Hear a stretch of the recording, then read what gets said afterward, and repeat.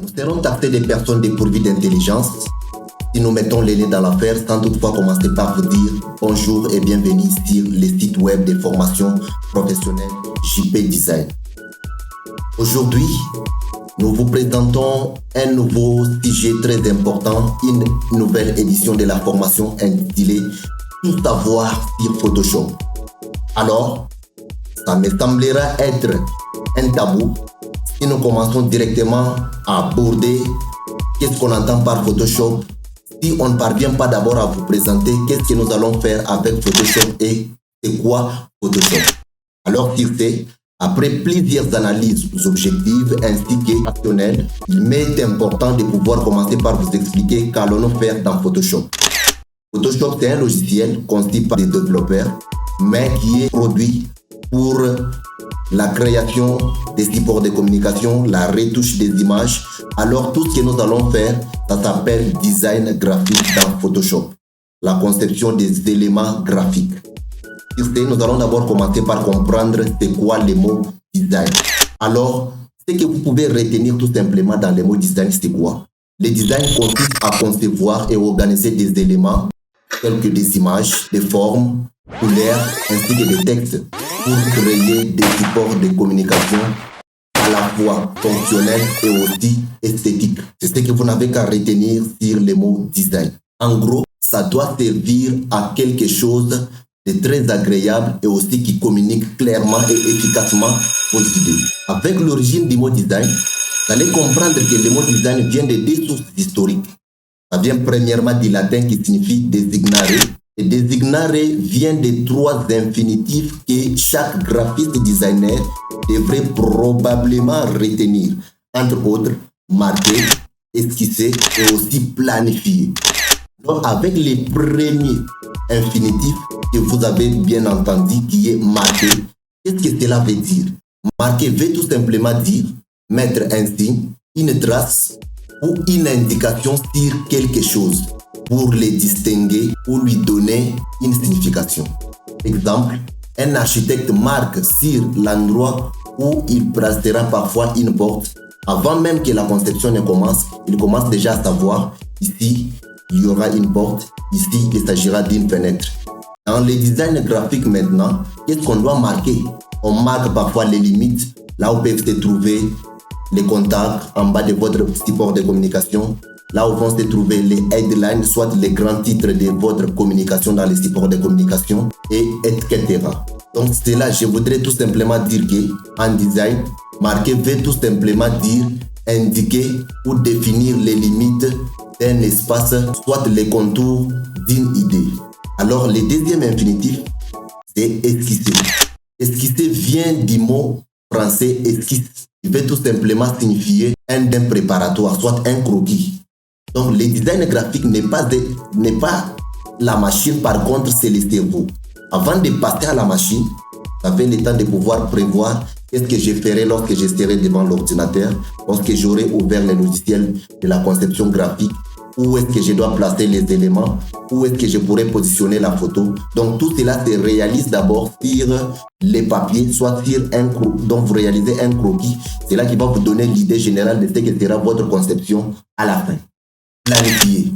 Celui-ci vient du mot latin qui signifie planus, qui signifie plan, soit l'interface ou une surface. Les plus préoccupants à retenir ici est qu'on doit anticipativement organiser les étapes de la création d'un support de communication pour atteindre ses objectifs. Donc, réfléchir à comment et quand on va réaliser telle ou telle autre chose dans la conception. Alors, je vous ai parlé de deux historiques. La deuxième historique, c'est l'italien, qui signifie disegno. Disegno, ce mot italien veut tout simplement dire un destin, une idée derrière une création. Donc, en résumé, ce que tu peux comprendre dans le mot design venant de la deuxième source qui est de l'italien, c'est-à-dire disegno veut tout simplement dire idée accompagnée avec un style. Selon l'historique de l'évolution du mot design, à partir du XVIIe siècle vers le XVIIIe siècle, appelé encore siècle de la lumière, en anglais,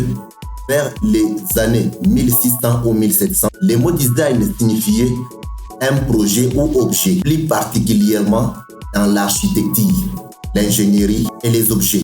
Donc, à titre illustratif, on devait voir jadis un architecte faire le design d'un bâtiment sur un papier, démontrant les plans en détaillant ce que sera la maison avant qu'on ne la commence. Il détaille le tout sur un papier. Au XXe siècle, le mot design commence à signifier forme, s'étend à tous les domaines créatifs, graphisme, mode, habillement, maison, etc. Même dans des produits.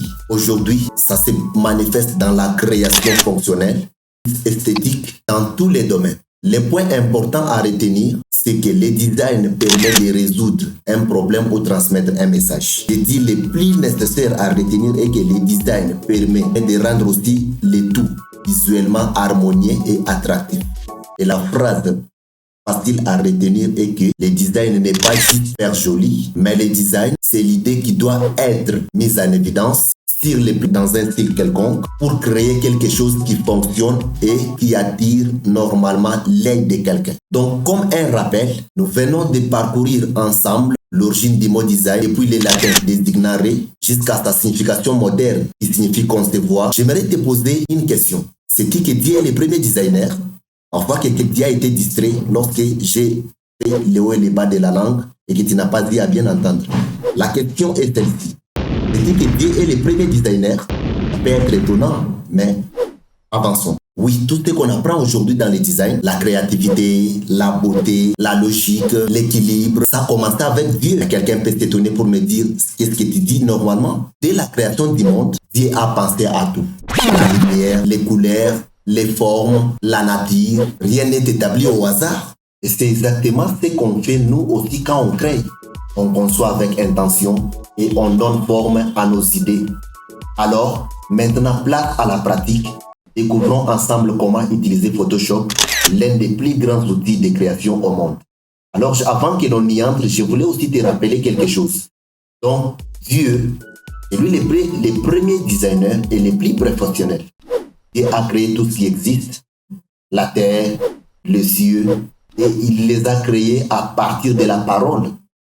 Alors toi aussi designer, il arrive à des fois, en prononçant un mot, je fais ça sur l'outil, et cela se réalise à partir de l'idée. Avant que nous puissions ouvrir Photoshop, j'aimerais que tu comprennes d'abord une petite expérience sur l'historique du mot Photoshop et de ces logiciels plus performants pour la création des supports de communication graphiquement. Le logiciel Photoshop, c'est un logiciel conçu par des développeurs. Le premier créateur ou développeur, c'est Thomas Knoll. Thomas Knoll a commencé à développer un logiciel appelé Display en 1987 pour afficher des images en niveau de grille sur ordinateur. Aussi, le deuxième développeur, c'est John Knoll, le frère de Thomas. Directeur artistique, a transformé les programmes en logiciels de retouche d'images pour les professionnels. Alors, d'où provient le mot Photoshop? Photoshop vient de deux mots, entre autres, photo, pour le traitement des photographies, donc des images. C'est ça le plus grand objectif pour lequel le mot Photoshop a existé. Soit le logiciel a existé, permettez-moi le terme. Ça n'a pas été préalablement conçu pour la création de contenus graphiques non plus. Par contre, c'était juste pour la retouche des images. Alors, d'où vient alors le deuxième mot, shop? Shop, c'est comme un atelier ou un studio. Donc, Photoshop veut tout simplement signifier que c'est un atelier pour retoucher des photos. Donc, vous comprenez maintenant d'où provient le mot Photoshop. Alors, le lancement officiel du logiciel Photoshop a eu lieu quand? Adobe System a acheté la licence et a publié Photoshop 1.0, la toute première version en 1990. Depuis ce moment-là, Photoshop est devenu le logiciel de référence pour la retouche photo, la création graphique et le design digital. Le but initial de Photoshop, c'était de retoucher des photos et images pour le cinéma et l'industrie graphique. Aujourd'hui, retouche photo, création graphique, illustration digitale et plus encore. Donc, ce que vous devez comprendre comme résumé dans Photoshop, c'est que Thomas et John Knoll, depuis 1987, ils ont conçu le logiciel, ils l'ont vendu à l'entreprise Adobe en 1990 et c'est ainsi que ce logiciel, donc créé pour la retouche des images et la création de contenus, et aussi la création des supports de communication est devenue ainsi les plus populaires. Comme vous comprenez déjà de quoi Photoshop, comment a-t-il été et pourquoi a-t-il été nommé Photoshop, il est maintenant temps de passer sur l'interface du logiciel. Ce que tu dois d'abord comprendre, c'est que Photoshop, c'est un logiciel très professionnel qui a plusieurs parties.